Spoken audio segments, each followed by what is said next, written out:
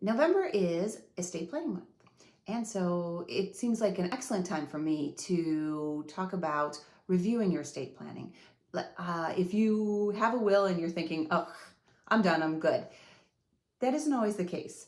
As with any sort of financial planning, you need to make sure that everything is updated. So the very basics of estate planning are a will or a trust or both, a living will, power of attorney, and a health proxy.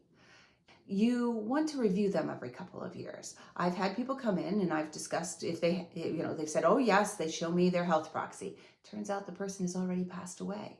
Or they look at the power of attorney and realize that they don't even speak to that person anymore, and they definitely don't want them in charge of their end of life issues. All right, so those are things that you want to really check on. All right, other things that are important, and you'll see that there's a checklist attached, could be your payable on death.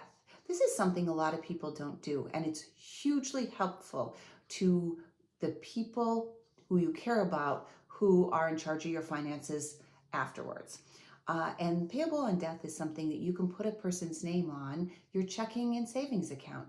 Therefore, when you do pass away and they are trying to, set up your funeral and memorial service, they can access that money that's yours in order to pay those quick sort of expenses that need to happen. Following that up, you want to make sure that your brokerage accounts and your IRA accounts have beneficiaries, and maybe even have contingency beneficiaries, and that your 401k and your 403bs also have contingency beneficiaries. With 401k and 403b, it's really, if you have a spouse, that's who it's supposed to go to. However, in case something happens, contingency beneficiaries are very good to have in place.